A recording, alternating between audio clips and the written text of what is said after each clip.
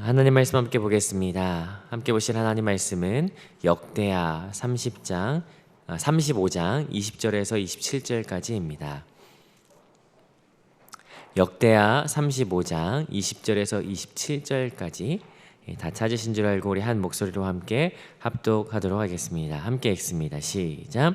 이 모든 일 후 곧 요시야가 성전을 정돈하기를 마친 후에 애굽 왕 느고가 유브라데 강가에 갈그미스를 치러 올라왔으므로 요시야가 나가서 방비하였더니 느고가 요시야에게 사신을 보내어 이르되 유다 왕이여 내가 그대와 무슨 관계가 있느냐 내가 오늘 그대를 치려는 것이 아니요 나와 더불어 싸우는 족속을 치려는 것이라 하나님이 나에게 명령하사 속히 하라 하셨은즉 하나님이 나와 함께 계시니 그대는 하나님을 거스르지 말라 그대를 멸하실까 하노라 하나 요시야가 몸을 돌이켜 떠나기를 싫어하고 오히려 변장하고 그와 싸우고자 하여 하나님의 입에서 나온 느고의 말을 듣지 아니하고 무기또 골짜기에 이르러 싸울 때 활 쏘는 자가 요시야 왕을 쏜지라 왕이 그의 신하들에게 이르되 내가 중상을 입었으니 나를 도와 나가게 하라 그 부하들이 그를 병거에서 내리게 하고 그의 버금 병거에 태워 예루살렘에 이른 후에 그가 죽으니 그의 조상들의 묘실에 장사되니라 온 유다와 예루살렘 사람들이 요시야를 슬퍼하고 예레미야는 그를 위하여 애가를 지었으며 모든 노래하는 남자들과 여자들은 요시야를 슬피 노래하니 이스라엘의 규례가 되어 오늘까지 이르렀으며 그 가사는 애가 중에 기록되었더라. 요시야의 남은 사적과 여호와의 율법에 기록된 대로 행한 모든 선한 일과 그의 처음부터 끝까지의 행적은 이스라엘과 유다 열왕기에 기록되니라. 아멘. 함께 말씀을 살펴보도록 하겠습니다. 우리는 계속해서 역대하 말씀을 살펴보는 중에 있습니다. 역대하는 36장으로 구성되어 있죠. 이 부분은 두 부분으로 나눌 수가 있습니다. 1장부터 9장까지는 솔로몬의 이야기와 10장부터 36장까지는 그 이후 남유다의 20명의 왕 이야기로 구성되어 있죠. 그 20명의 왕 가운데 우리는 16번째 왕 요시야에 대한 말씀을 같이 함께 살펴보는 중입니다. 우리가 계속해서 살펴봤지만 이 남유다의 모든 왕들이 선한 것만은 아니었습니다. 20명 중에 8명 그리고 그 중에서도 성전을 다시 정결하게 하고 예배를 회복시켰던 왕은 2명이 있었는데 한 명은 지난주에 살펴봤던 히스기야였고요. 다른 한 명은 이번 주에 계속해서 살펴보고 있는 요시야입니다. 여러분 아시다시피 요시야는 8살의 나이에 즉위를 했습니다. 그리고 16살의 나이에 하나님을 찾기 시작했고요. 20살에는 그 주변에 있었던 산당들과 우상들을 치우기 시작했으며 26살에는 성전을 깨끗이 하기 시작했다라고 우리가 지난 묵상들을 통해서 살펴본 바 있었습니다. 그런데 그 26살에 성전을 깨끗하게 하기 시작했을 그때 발견하게 됐던 율법책이 이 요시야의 이 전체 이 통치 가운데 아주 중요한 분수령이 됩니다. 그 말씀으로 말미암아 하나님 앞으로 다시 돌아가고자 하는 하나님의 말씀으로 돌이키고자 하는 그 애씀이 온 나라 백성들과 함께 그에게 있었다. 그리고 예배를 회복하고 온전한 절기 예배였던 유월절 예배를 드렸다라고 하는 것이 이제 어제까지의 내용이었습니다. 그리고 오늘은 요시야의 마지막 그 이야기를 같이 함께 살펴보는데 오늘 본문은 딱 8절로 구성되어 있어요. 오랜만에 짧은 절을 만나는 것 같은데 그래서 우리가 따로 단락을 구분하지 않아도 될 것 같습니다. 앞에서부터 어떤 말씀인지 한번 차분하게 관찰해 보도록 하겠습니다. 먼저 20절을 같이 한번 살펴보도록 하죠. 20절 같이 한번 읽어보겠습니다. 시작. 이 모든 일 후 곧 요시야가 성전을 정돈하기를 마친 후에 애굽 왕 느고가 유브라데 강가에 갈그미스를 치러 올라왔으므로 요시야가 나가서 방비하였더니 가장 먼저 눈에 띄는 것은 시점입니다. 이 모든 일 후라고 이야기를 하죠. 그리고 이때는 곧 요시야가 성전 정돈하기를 마친 후다라고 이야기하는데 그래서 마치 성전을 정돈한 그 율법책을 발견하고 나서 유월절 지킨 지 그리 오래되지 않은 시간에 일어난 사건 같아 보입니다. 그런데 오늘 이 장면은 요시야가 죽음을 맞이하는 장면이지 않습니까? 결론부터 말씀드리자면 바로 이 직전과 여기 이 모든 일 후는요 13년이라고 하는 시간이 지난 뒤입니다. 그러니까 이 모든 일 후라고 하는 것은 13년을 함축하고 있는 것이죠. 그래서 우리가 이 표현을 언뜻 읽었을 때는요, 13년이라는 시간을 그냥 순식간에 흘려보낸 것 같은 시간적 흐름을 말하는 이 문자 같습니다. 표현 같습니다. 그런데 이 곧 성전 정돈하기를 마친 후, 곧이라고 하는 이 대등한 표현, 성전 정돈하기를 마친 후라고 하는 이 부연 설명을 통해서 알게 되어지는 것은, 이것은 시간의 흐름을 말하려고 하는 것이 아니라 이 사건의 흐름을 이야기하려는 것이구나라고 하는 것을 알 수가 있죠. 달리 말하자면요, 성전 정돈하기에 오랜 시간이 걸렸다라고 하는 것을 알 수가 있어요. 그러면 아마도 이 직전에 있었던 왕들이 누군지 아시지 않습니까? 므낫세 55년 악한 왕이었어요. 아몬 2년. 거기다가 요시아가 즉위한 지 18년 만에 이 성전 정화를 시작하니까 적어도 75년 동안은요, 성전이 정돈되어지지 못한 시간들을 보냈던 거예요. 엉망이었던 시간. 그런데 그것을 정리한다는 것이 하루 이틀이 되겠습니까? 아니었던 것 같죠. 일반적으로 정치적인 부패는 사회상의 표상으로 남겨져 있지만 종교의 부패는 사회의 몰락과 함께 끌고 내려갑니다. 그렇기 때문에 종교가 부패되어 있었다라고 하는 상황은 여러 가지 이해관계와 여러 뿌리 내려 있는 수많은 관계들이 얽혀 있었을 거예요. 그런 것들을 하나하나 다 끄집어내고 개혁한다라고 하는 것은 한순간에 되는 것이 아니었을 겁니다. 이걸 다시 말하자면 요시아가 철저하게 성전을 다시 거룩하게 하나님이 원하시는 본연의 모습대로 돌려놓았다라고 하는 표현. 또 다르게는 요시아가 하나님 앞에서 거룩을 위해서 최선을 다했다, 13년이라고 한 시간 동안이라고 하는 것을 우리가 생각해 볼 수 있게 됩니다. 그리고 이 모든 일을 다 마친 거예요. 자, 그런데 이때 요시아에게 한 가지 사건이 발생하죠. 그것은 이 애굽왕 느고가 저기 북쪽에 있는 유브라데 강가인 갈그미스를 치기 위해서 올라오는데, 오늘 20절 끝에 보니까 요시아 왕이 그걸 방비했다, 막으려고 나갔다라고 이야기를 하는 거죠. 이 내용을 사실 알기 위해서는 우리가 당시 고대 근동의 상황을 좀 이해할 필요가 있습니다. 제가 이렇게 말씀드리는 것은 사실 좀 죄송스러운 마음이 있어요. 왜냐하면 아침 시간부터 이 성경의 배경에 대해서 좀 이야기를 하려고 하는데, 이 역사적 배경이라서 여러분들에게 너무 힘들게 하는 것이 아닌가라고 하는 이 죄송한 마음이 있지만, 어쨌든 이 배경을 이해하는 것은 이 본문을 이해하는데 아주 정말 중요한 부분이거든요. 그래서 제가 설민서까지는 안 돼도 한번 잘 설명을 해보도록 하겠습니다. 자, 지금 요시아가 출전하고 있는 이때를 기점으로 해서 18년 전에요, 당시 패권을 장악했던 나라는 아수르였습니다. 그때 아수르는 최전성기였죠. 그때 왕이 아수르 바니팔이라고 하는 왕이었습니다. 그런데 이 아수르 바니팔이라고 하는 왕이 죽게 됩니다. 이 죽음과 함께 아수르가 급격하게 쇠퇴하기 시작하죠. 자, 그런데요, 이 아수르 제국이라고 하는 나라 안에 바벨론이라고 하는 작은 도시가 있었어요. 그런데 그때 바벨론이 나 이제부터 아수르 안 할래, 나 독립할래 라고 하면서 독립을 선언하더니 이 아수르에 있는 나라들 하나하나씩을 야금야금 잡아먹기 시작하면서 세력을 키워 나가는 것이죠.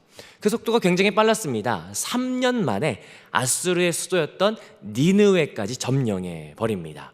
그리고 18년이라고 하는 시간이 흐르면서 아수르는 저기 유브라데 끝에 갈그미스라고 하는 이 작은 영역만을 차지할 뿐이었고, 모든 영역들은 바벨론이 차지하게 된 이 상황, 이 소식을요, 누가 듣냐면 애굽의 바로 느고가 듣습니다. 바벨론이 계속 커지니까 심상치 않은 거예요. 그래서 아수르를 도와서 이 바벨론을 좀 견제해야겠다라고 하면서 애굽이 출전을 하는 거죠. 아수르를 도와주러 가야겠다라고 하면서 저 애굽이 해안길을 따라서 이제 갈그미스로 가는 중이었습니다. 그런데요, 이때 남유다의 입장에서는 아수르가 북이스라엘도 점령시키고 아주 나쁜 녀석들 아니었습니까? 그런데 이 아수르가 바벨론 커가는 것 때문에 신경을 온통 바벨론에 쓰고 있으니까 남유다에는 오히려 신경을 못 썼던 거예요. 근 20년 동안, 이때 동안 요시야가 통치하는 이 기간 안에 굉장히 유리한 상황이 펼쳐지었던 것이죠. 그런데 저 애굽이 이 아수르를 좀 더 키워주기 위해서 도와주러 간다고 하니까 남유다의 입장에서는 어떻게 하겠습니까? 막아야죠. 그래서 요시야가 출정을 했다. 이게 이제 배경이 되겠습니다. 자, 그런데 이때 요시야가 올라오는 애굽을 막기 위해서 출전했을 때 바로 느고가 요시야에게 소식을 전합니다. 그게 바로 21절입니다. 자, 21절 같이 읽어보겠습니다. 시작. 느고가 요시야에게 사신을 보내어 이르되 유다 왕이여 내가 그대와 무슨 관계가 있느냐? 내가 오늘 그대를 치려는 것이 아니요 나와 더불어 싸우는 족속을 치려는 것이라. 하나님이 나에게 명령하사 속히 하라 하셨은즉 하나님이 나와 함께 계시니 그대는 하나님을 거스르지 말라. 그대를 멸하실까 하노라 하나. 자, 뭐라고 하는 거예요? 이 일은 요시야 당신과 아무런 관계가 없다. 우리는 그냥 지나가는 길이다 라고 이야기하는 거예요. 하나 더 이야기하죠. 뭐라고 이야기합니까? 하반절인데 21절 하반절 제가 읽어보겠습니다. 하나님이 나에게 명령하사 속히 하라 하셨은즉 하나님이 나와 함께 계시니 그대는 하나님을 거스르지 말라. 그대를 멸하실까 하노라 하나. 자, 이 말은 누가 한 말입니까? 바로 느고가 한 말이에요. 애굽 왕 바로가 한 말이에요. 선지자도 아니고 예언자도 아니고 바로가 한 말입니다. 자, 그렇다면 자연스럽게 우리는 여기에서 질문 하나를 할 수밖에 없습니다. 어떤 질문입니까? 이 말이 과연 진짜인가 아닌가 라고 하는 질문을 하게 돼요. 이 말이 과연 하나님께서 하신 말씀인가 아닌가 라고 하는 질문을 하게 되죠. 여러분, 얼마 전에 저희 어머니로부터 저한테 전화가 한 통 왔어요. 카드사에서 문자가 왔다는데 신청한 카드가 없는데 곧 카드가 도착한다라고 연락 달라고 하는 메시지를 받았다고. 그래서 이게 무슨 일인가 해서 전화를 하셨답니다. 했더니 뭐 저희 주민번호도 알고 뭐 이름도 알고 뭐 그래서 뭐 확인해 주시면 저희가 한번 취소를 하든지 하겠다고 그러면서 이렇게 문자 확인해 달라고 이런 연락이 왔다는 거예요. 그래서 이상하다 해서 전화를 끊고 저에게 전화를 하시더라고요. 잘 모르니까 아들한테 물어보는 거예요. 여러분, 우리도 살아가면서 진짠가 아닌가 모를 때 뭘 합니까? 믿을 만한 사람에게 물어보던가, 요즘 젊은 친구들은 챗GPT 써서 AI에게 물어보기도 하고 물어봅니다. 여러분, 이 말이 바로의 입에서 하나님의 말이라고 하는 이 말이 나왔어요. 물론 이 말을 믿기가 어렵긴 합니다. 이미 이 요시야는 뜻을 정한 사람이기 때문에 이 말 믿기가 어렵긴 해요. 그러나 여러분, 요시야지 않습니까? 13년이라고 하는 시간 동안 끈질기게 하나님을 향한 신앙을 어떻게든 최선을 다해서 거룩하게 회복하고자 애썼던, 몸부림을 쳤던 요시야였어요.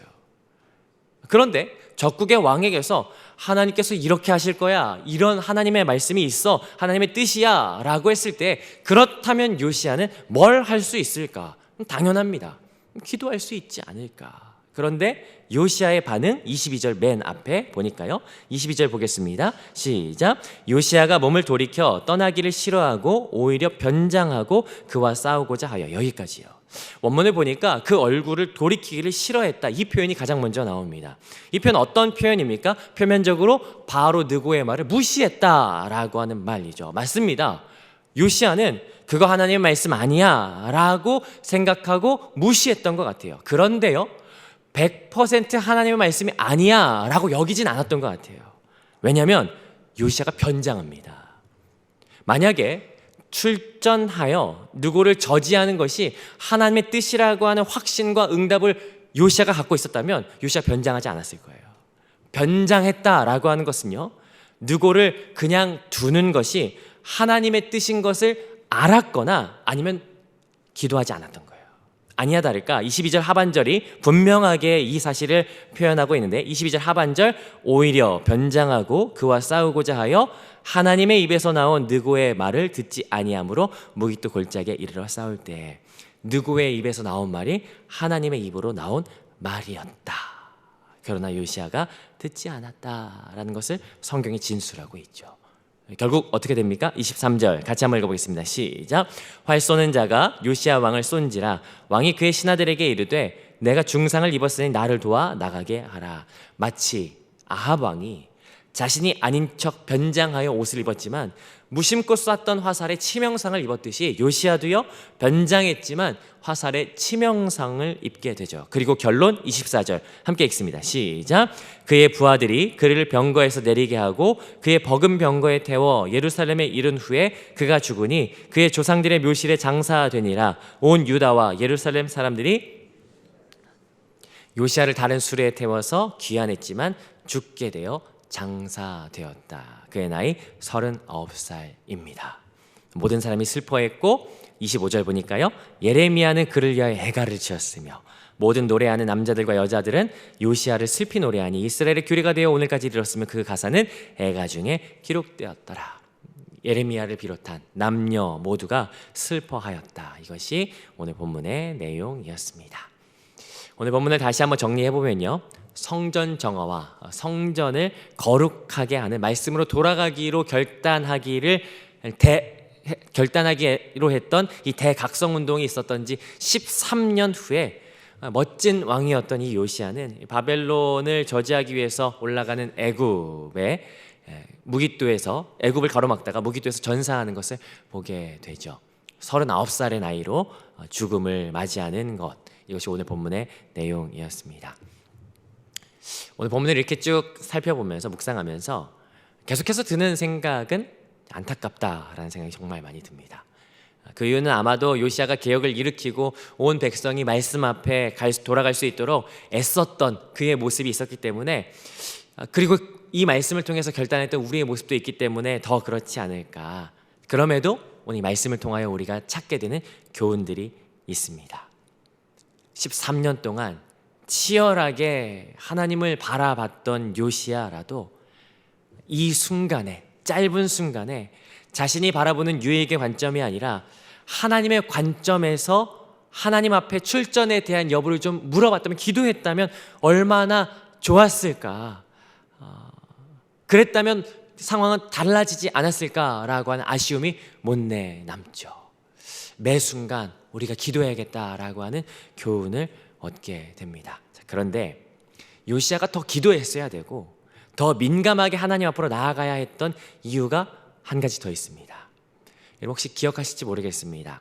지난 화요일 본문인데요, 요시야가 율법책을 발견한 이후에 요시야가 이 율법책이 어떤 하나님의 뜻을 가지고 있는지에 대해서 누구에게 묻냐면 여선지자 훌다에게 묻습니다. 그러자 여선지자 훌다가 이 율법책의 내용을, 이 하나님께서 이 율법책의 발견을 통하여 우리에게 주시는 메시지가 무엇인지를 말하는데 뭐라고 말하는지 기억하십니까? 너희가 반드시 망할 거다.